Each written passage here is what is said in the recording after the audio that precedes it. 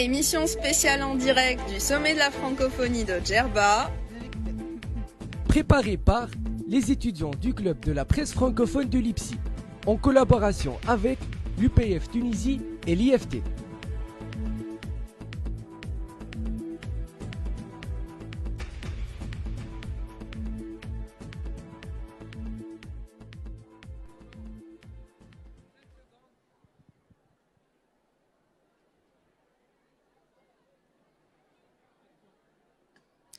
Bonsoir à toutes et à tous. Nous sommes ravis aujourd'hui de présenter cette émission spéciale produite par les étudiants du Club de la presse francophone de l'Institut de presse et sciences de l'information l'IPSI en collaboration avec la section Tunisie de l'Union de la presse francophone UPF et l'Institut français de Tunis l'IFT. Cette émission est produite à l'occasion et dans le cadre du sommet de la francophonie qui se tient actuellement à Djerba.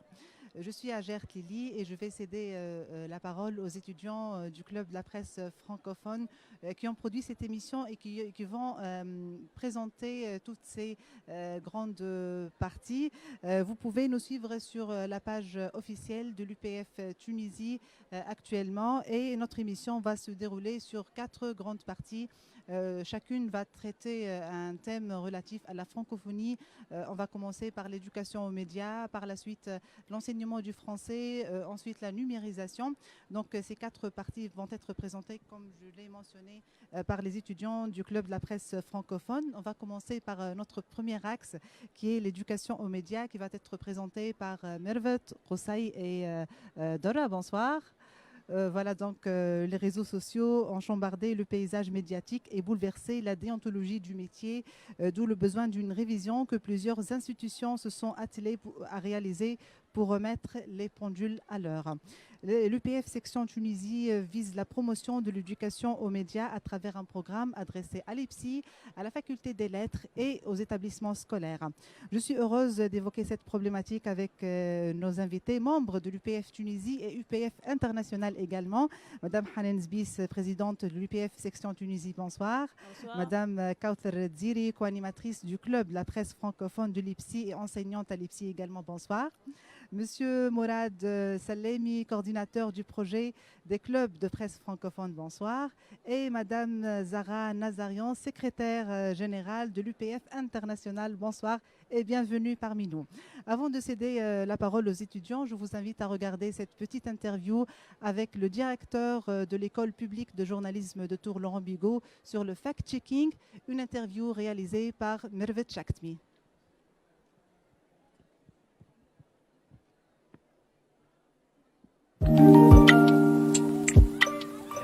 Bonjour Monsieur Laurent Bigot, le directeur de l'école publique du journalisme de Tours. Nous sommes ravis de vous accueillir aujourd'hui ici à Djerba.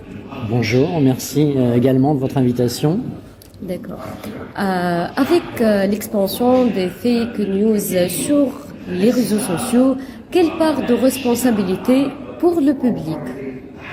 Je dirais que le public a une grande part de responsabilité dans la diffusion des fausses informations, dans la mesure où il utilise les réseaux sociaux quotidiennement, que chacun peut partager ou liker des informations sans forcément prendre soin de les vérifier auparavant. Et tant qu'il y aura ce genre de comportement sur les réseaux sociaux, eh bien, il y aura une diffusion massive de ces fausses informations. C'est donc un grand danger que chacun contribue à augmenter chaque fois qu'il est usager de ces réseaux.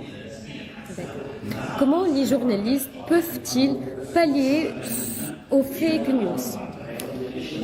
Alors les journalistes, eux, peuvent faire tout un travail de vérification de l'information. Ils le font déjà pour une part, en tout cas dans certains pays. Et je dirais qu'ils ont 2 axes de travail. D'abord, produire des contenus de fact-checking, c'est-à-dire ou de debunking, c'est-à-dire de démystification des rumeurs, en faisant un travail approfondi de recherche. Ça, c'est le premier axe sur lequel ils peuvent travailler. Et puis, ils peuvent aussi dans un certain nombre de cas, améliorer leur propre contenu journalistique en vérifiant davantage les informations qu'ils diffusent et ainsi en gagnant davantage la confiance du public. Parce qu'actuellement, il y a aussi, hélas, dans beaucoup d'endroits, dans beaucoup de rédactions, des journalistes qui continuent à diffuser des fausses informations et qui donc ne gagnent pas la confiance du public, qui finit par s'en remettre à n'importe quelle source d'information. D'accord. Peut-on dire que le fact-checking a pu rétablir la relation de confiance entre les journalistes et leur public? Le fact-checking fait partie des outils qui permettent aux journalistes de gagner la confiance du public pour plusieurs raisons. D'abord parce que ça démontre qu'ils sont capables d'un travail de vérification pointu de l'information.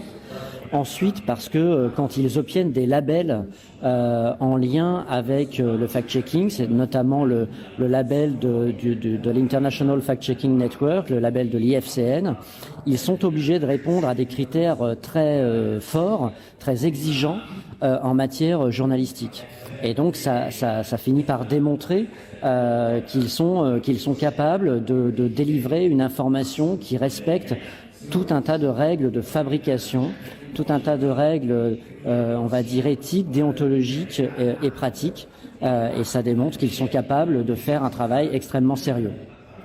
Avez-vous quelque chose à ajouter sur le sujet du fake news et fact-checking? Oui, je dirais que le combat des journalistes pour lutter contre ces fausses informations, il ne va pas suffire.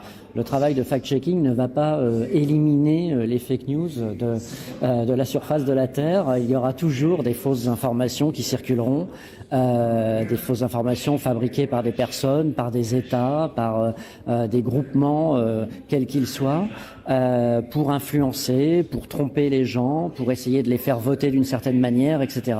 Et donc ce qu'il faut surtout, c'est que les politiques publiques d'éducation prennent en compte l'éducation aux médias et à l'information et sensibilisent les publics sur les dangers que représente la diffusion des fausses informations et la fabrication des fausses informations, en particulier pour les régimes démocratiques. Merci, Monsieur Laurent, d'accepter notre invitation.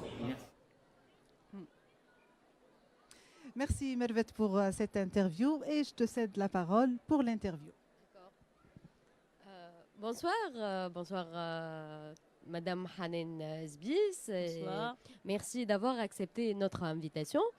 Ma première question est pourquoi c'est important aujourd'hui de travailler sur l'éducation aux médias?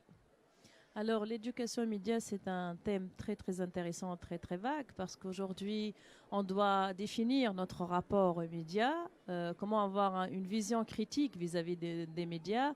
Avec tout ce progrès technologique, on est exposé tout le temps à des multitudes d'informations, de vidéos, de photos toute la journée, sur le web, sur les réseaux sociaux, et on n'a pas le temps nécessairement pour analyser tout ça. Et donc, le public, avec ses différentes catégories, se trouve pas nécessairement outillé pour filtrer ce contenu médiatique. Et c'est pourquoi aujourd'hui, il faut éduquer ce public, c'est-à-dire lui donner les astuces pour décortiquer un discours médiatique, pour faire la différence entre une bonne information et une mauvaise information, plutôt une bonne information et une fausse information, pour fact-checker les informations qu'il reçoit et pour pouvoir avoir une vision critique de tout ce qu'il reçoit. Donc, faire de l'éducation aux médias aujourd'hui, ça ramène un peu à regarder le contenu ou tout ce qu'on reçoit avec un filtre qui est un peu le bon sens, le sens commun, la culture médiatique que nous avons, le background culturel et aussi cette vision, disons, déontologique vis-à-vis des médias. Donc avoir tous ces filtres-là pour pouvoir finalement décortiquer ce discours. Et l'importance aussi de l'éducation aux médias, c'est qu'aujourd'hui, on ne la fait pas pour une catégorie d'âge qui est avancée. On voudrait bien la commencer un peu plus tôt. C'est-à-dire que commencer à éduquer le public, entre guillemets, dès le jeune âge, dans les écoles et ensuite dans les universités, parce que plus on commence plus tôt, plus on donne les outils nécessaires à ce public de filtrer, de décortiquer le discours médiatique. C'est de la parole à mon collègue. Merci, Merfet. Ma question est pour Monsieur Mourad. Merci. Pourquoi avez-vous choisi de créer des clubs de presse francophone dans les collèges et les universités? On constate que le paysage médiatique, désormais dominé par les réseaux sociaux, en plus des médias, ce paysage médiatique est fortement impacté par les fake news, par une orientation de l'information qui dérange le public. Donc, il fallait penser à divers niveaux d'âge, divers niveaux de formation, à rationaliser cette formation. D'où cette idée qu'a eue la section Tunisie de l'Union de la presse francophone de faire de la formation, de l'éducation aux médias, aussi bien dans les collèges que dans les universités. Dans les collèges déjà, il faut imbiber à ce jeune une nouvelle lecture, un nouvel apprentissage des médias, de la conception des médias, de la réception et de la diffusion de l'information. Les deux à la fois, finalement, le Facebook, un jeune de 14 ou 15 ans, est en train de jouer à informer le public et à recevoir de l'information du public. Donc, il fallait le former de manière à ce que cette diffusion soit finalement respecte certaines normes, soit véridique, etc. À l'université, l'objectif est autre. À l'université, l'objectif est plutôt de préparer des futurs journalistes, les préparer à s'attaquer à la vie professionnelle ou même, là encore, à travailler eux aussi sur les médias sociaux. Ils peuvent ne pas être tous des journalistes, mais dans tous les cas de figure, cette éducation à l'université, soit à l'IPSI pour le moment et à la fac de lettres, va servir à produire une génération de journalistes ancrés sur les valeurs du fact-checking, de la déontologie, etc. C'est, à mon avis, les raisons pour lesquelles nous avons cherché à développer cette idée d'éducation des médias. Merci. Merci beaucoup, Monsieur Mourad. Je cède le microphone à ma collègue Merfet. Merci. Donc, Désolé, Dora.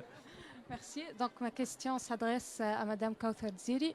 Monsieur Mourad a parlé de la présence du club de la presse francophone au sein de l'Institut de presse et sciences de l'information et de la faculté des lettres. Comme vous êtes enseignante à l'Institut de presse, pouvez-vous nous expliquer pourquoi c'est important d'avoir un club de la presse francophone dans un institut de presse? Merci infiniment, Dora. D'abord, je me permets un peu de présenter, de rappeler plutôt que le club de la presse francophone à l'Institut de presse et des sciences de l'information a marqué sa présence depuis 2 ans en collaboration avec l'UPF, l'Union de la presse francophone. Donc, pourquoi mettre en place un club au sein de l'Institut? C'est réellement pour une première raison, c'est que l'outil principal et primordial pour le métier journalistique francophone, c'est la langue. Donc il paraît évident que le journaliste francophone, il devrait en fait maîtriser la langue en ces 2 compétences, orale et écrite. Donc aussi un deuxième plutôt point, c'est que le niveau de nos jours, le niveau plutôt du français est en recul, un certain recul effectivement de la langue française. Donc il vaut mieux choisir ce lieu-là ou cet endroit du club pour participer à des activités variées, pour pratiquer la langue d'une manière professionnelle et orientée vers le journalisme. Merci. Merci. Cette fois-ci, j'adresse la parole à Madame Zara. Bienvenue d'abord parmi nous. Merci. Dans quelle perspective l'EPF international a ouvert les adhésions cette année aux étudiants en journalisme? Merci pour la question. Avant d'y répondre, vous me permettez de remercier notre section tunisienne pour ses activités, son dynamisme et ses idées débordantes, toujours positives, toujours enrichissantes. Mais aussi remercier les partenaires, l'Institut français de Tunisie et l'Institut des l'IPSI, voilà, l'Institut de la presse, d'avoir permis à cette idée, à ce programme de prendre forme ici en Tunisie. Ce programme qui est extrêmement important et aussi qui rejoint justement la question que vous venez de poser, à savoir pourquoi on a ouvert les portes de l'UPF, Union internationale de la presse francophone, aux étudiants. Eh bien, pour commencer, si on peut dire ainsi, pour commencer à intégrer des futurs journalistes francophones dès le plus jeune âge, c'est-à-dire dès leurs études. Parce que vous savez très bien que le journalisme est un métier qui s'apprend aussi bien sur les bancs de l'université que dans la pratique, en travaillant. Eh bien, en ayant ouvert les adhésions aux étudiants, d'abord, on a répondu à des demandes qui ont été formulées par nos sections nationales. Il y en a eu plusieurs depuis un certain nombre d'années. Et puis, on va justement permettre aux jeunes étudiants francophones de rejoindre la famille professionnelle internationale et le réseau international qui représente l'Union de la presse francophone et de se professionnaliser à la profession le plus tôt possible. D'accord, merci infiniment. Merci à vous. Merci beaucoup, Mervet. Merci à nos invités. Je vous propose une petite pause musicale de 3 minutes. Et par la suite, on va reprendre la discussion sur le thème de l'éducation des médias. Club de la presse francophone de Leipzig, spécial sommet.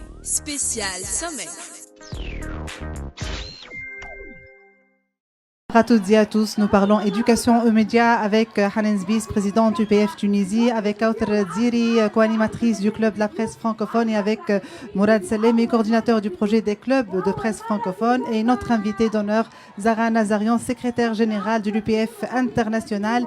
Interview menée par les étudiants du club de la presse francophone avec Dora Mervet et Koussaï. Merci beaucoup. Donc ma question est pour Monsieur Mourad. Qu'on le veuille ou non, aujourd'hui, il y a une régression du journalisme francophone en Tunisie. Comment expliquez-vous ces états de lieux? Merci. Le constat est là. Le journalisme francophone est en recul en Tunisie, que ce soit pour la presse écrite, où on constate que le tirage est carrément à 10 ou 12 000 exemplaires pour tous les médias confondus, ce qui est une catastrophe en soi, qu'aussi bien même pour les médias électroniques, on constate aussi que le nombre de vues de ces médias électroniques est aussi en régression. C'est en rapport, d'une part, avec le recul de la langue française en tant que telle. La langue française n'est plus ce qu'elle était avant, n'est plus ce qu'elle était il y a une décennie ou deux en Tunisie, d'une part, mais d'autre part aussi, on constate le recul de l'intérêt des lecteurs, des auditeurs à cette variante de l'information. Face à ce constat, à la limite de la catastrophe, il fallait réfléchir à des solutions, il fallait réfléchir à des initiatives pour faire sortir ce paysage médiatique francophone disons qu'il va vers sa disparition. Il y a un risque de disparition pour les médias écrits, par exemple. C'est dans cette optique que nous avons réfléchi avec l'IFT et l'IPSI à créer un modèle qui initie les étudiants à un espace médiatique réel, à des salles de rédaction réelles, comme ce que nous faisons en ce moment finalement. C'est une initiation des étudiants à un espace médiatique réel et avec des conceptions qui peuvent attacher le public, aussi bien pour les médias écrits que pour les médias audiovisuels ou pour les réseaux sociaux. C'est ça l'idée qui nous a gagné et nous sommes en train de la gérer. Espérons la réussir. Merci, Monsieur Mourad. Je passe le micro à Dora Sanfo cette fois-ci. Merci, Conseil. Alors, encore une fois, avec Madame Dziri, comment l'IPSI pourrait pallier à cette régression du journalisme francophone? Merci encore une fois, Dora. Tout à fait. Par rapport à l'Institut de presse et des sciences de l'information, le cursus académique est multilingue. Donc, l'étudiant a le choix toujours de produire en 3 langues, l'anglais, l'arabe et le français. Donc, nécessairement, de la licence jusqu'au master, on a toujours des productions. Je vais parler réellement de la francophonie par rapport de la production francophone. Donc, il y a toujours cette variété au niveau des choix, au niveau des matières. Mais aussi, l'IPSI ne cesse d'encourager des partenariats et des collaborations afin de mettre en pratique un peu les compétences des étudiants. Effectivement, avec par exemple les clubs, on a déjà mentionné effectivement l'importance de la présence des clubs au sein de la formation, bien sûr, comme activité extra-universitaire à l'Institut. Donc, avec par exemple l'Institut français, on avait une convention avec l'Institut pour pouvoir, par exemple, assister aujourd'hui avec vous pour couvrir le sommet de la francophonie. Donc ici, c'est une opportunité aux étudiants pour confronter leur savoir académique avec un peu leur savoir-faire pour la pratique de la langue réellement sur terrain. D'accord. Merci beaucoup. Je cède la parole à Marlène. Merci Dora. Une deuxième question, Madame Zara. Est-ce que cette régression est partagée par les autres pays francophones et que faites-vous en tant qu'EPF international pour y remédier? Merci pour la question. Effectivement, c'est une question d'actualité pour tous. Est-ce qu'elle est partagée dans d'autres pays francophones? Oui, bien sûr, parce que c'est un phénomène général, parce que la langue française est en recul. Elle progresse numériquement, parce que le nombre de locuteurs progresse grâce à un processus démographique naturel, si je puis dire, ainsi.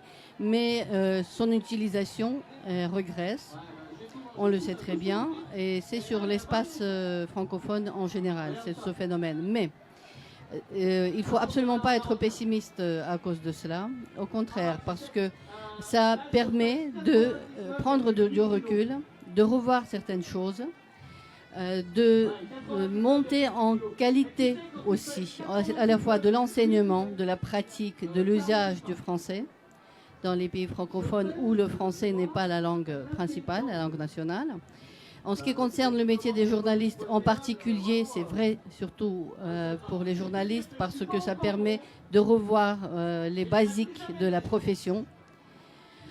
Ça permet aussi de mener un travail qualitatif, comme je vous l'ai dit tout à l'heure, mais aussi, justement, ça rejoint d'ailleurs la question dont on vient de débattre, à savoir l'adhésion des jeunes journalistes, c'est-à-dire des étudiants en journalisme à l'UPF, qui est un moyen, ça aussi, de maintenir leur niveau d'usage du français en tant que langue professionnelle et de les former à un usage professionnel dès le plus jeune âge. Donc là, les deux questions se rejoignent, en tout cas pour ce qui est ma compétence. Et encore une fois, il ne faut surtout pas se décourager parce que le français a encore des beaux jours devant lui. La langue en utilisation professionnelle a beaucoup de choses, de terrain à gagner ou à regagner.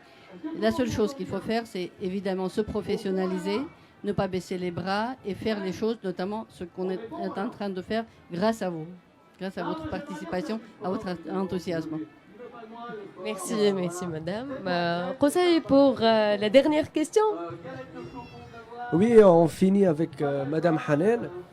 Comment ce projet du club de presse francophone à Leipzig contribue-t-il à promouvoir les médias francophones en Tunisie?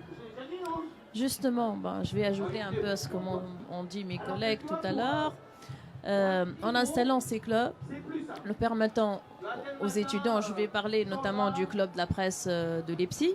Il y a déjà des futurs journalistes qui sont en formation, donc nous, on leur offre un espace supplémentaire pour perfectionner leurs compétences en matière journalistique, en matière de production d'articles, de vidéos, de podcasts, de reportages. On leur permet aussi un espace pour perfectionner la langue française, qu'ils n'utilisent pas beaucoup, justement, par ailleurs. Donc, nous avons conçu justement ce projet avec Leipzig comme une grande salle de rédaction dans laquelle les étudiants du club se réunissent d'une façon hebdomadaire pour se dispatcher de travail, pour aller faire du travail sur terrain, pour produire les différents formats journalistiques et pour aussi perfectionner leurs relations avec le terrain. Et donc voilà, cette première opération, on témoigne, on est la preuve, puisqu'on a démarré ce programme cette année en vous amenant un groupe d'étudiants sur place pour couvrir un grand événement d'envergure qui est le sommet de la francophonie. Donc c'est une opportunité très très importante parce que ça permet aux étudiants d'abord de connaître un grand événement de cette taille, de se perfectionner sur le terrain, d'apprendre des nouvelles techniques journalistiques. Et aussi, ça peut être une bonne préparation pour demain, quand ils vont finir leur cursus académique. Ils sont déjà prêts pour entamer leur carrière de journaliste francophone. Merci beaucoup, madame. Donc, je passe le micro à madame Hej. Merci beaucoup, Qosai. Merci à nos chers invités. Merci, Zahra Nazarian, secrétaire générale UPF International. Nous sommes ravis de vous avoir parmi nous aujourd'hui. Merci, Hanen Zbis, présidente UPF Tunisie. Merci, Kauthar Dziri, co-animatrice du club de presse francophone de Leipzig et enseignante à Leipzig. Et merci, Mourad Salemi, coordinateur du projet des clubs de presse francophone. Je dirais aussi bravo à nos chers étudiants, Mervet, Qosai et Dorra. Après une petite pause musicale, nous allons entamer notre deuxième thème qui est l'enseignement de français. Club de la presse francophone de Leipzig, spécial sommet.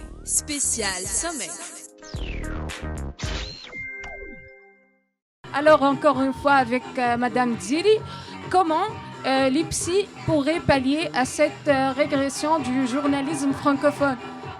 Merci encore une fois, Dora. Tout à fait. Par rapport à l'Institut de presse et des sciences de l'information, le cursus académique est multilingue. Donc, l'étudiant a le choix toujours de produire en trois langues, l'anglais, l'arabe et le français. Donc, nécessairement, de la licence jusqu'au master, on a toujours des productions. Je vais parler réellement de la francophonie par rapport de la production francophone. Donc, il y a toujours cette variété au niveau des choix, au niveau des matières. Mais aussi, Leipzig ne cesse d'encourager des partenariats et des collaborations afin de mettre en pratique un peu les compétences des étudiants. Effectivement, avec par exemple les clubs, on a déjà mentionné effectivement l'importance de la présence des clubs au sein de la formation, bien sûr comme activité extra-universitaire à l'Institut. Donc avec par exemple l'Institut français, on avait une convention avec l'Institut pour pouvoir par exemple assister aujourd'hui avec vous pour couvrir le sommet de la francophonie. Donc ici c'est une opportunité aux étudiants pour confronter leur savoir académique académique avec un peu leur savoir-faire pour la pratique de la langue réellement sur terrain. D'accord. Merci beaucoup. Je cède la parole à Marlène. Merci Dora. Une deuxième question, Madame Zara. Est-ce que cette régression est partagée par les autres pays francophones et que faites-vous en tant que EPF international pour y remédier? Merci pour la question. Effectivement, c'est une question d'actualité pour tous. Est-ce qu'elle est partagée dans d'autres pays francophones? Oui, bien sûr, parce que c'est un phénomène général, parce que la langue française est en recul. Elle progresse numériquement, parce que le nombre de locuteurs progresse grâce à un processus démographique naturel, si je puis dire, ainsi. Mais son utilisation régresse. On le sait très bien, et c'est sur l'espace francophone en général, c'est ce phénomène. Mais il ne faut absolument pas être pessimiste à cause de cela, au contraire, parce que ça permet de prendre du recul, de revoir certaines choses, de monter en qualité aussi, à la fois de l'enseignement, de la pratique, de l'usage du français, dans les pays francophones où le français n'est pas la langue principale, la langue nationale. En ce qui concerne le métier des journalistes en particulier, c'est vrai surtout pour les journalistes parce que ça permet de revoir les basiques de la profession. Ça permet aussi de mener un travail qualitatif, comme je vous l'ai dit tout à l'heure, mais aussi, justement, ça rejoint d'ailleurs la question dont on vient de débattre, à savoir l'adhésion des jeunes journalistes, c'est-à-dire des étudiants en journalisme à l'UPF, qui est un moyen, ça aussi, de maintenir leur niveau d'usage du français en tant que langue professionnelle et de les former à un usage professionnel dès le plus jeune âge. Donc là, les deux questions se rejoignent, en tout cas pour ce qui est ma compétence. Et encore une fois, il ne faut surtout pas se décourager parce que le français a encore des beaux jours devant lui. La langue en utilisation professionnelle a beaucoup de choses, encore de terrain à gagner ou à regagner. La seule chose qu'il faut faire, c'est évidemment se professionnaliser, ne pas baisser les bras et faire les choses, notamment ce qu'on est en train de faire grâce à vous, grâce à votre participation, à votre enthousiasme. Merci madame. Conseil pour la dernière question. Oui, on finit avec Madame Hanen. Comment ce projet du club de presse francophone à l'IPSI contribue-t-il à promouvoir les médias francophones en Tunisie?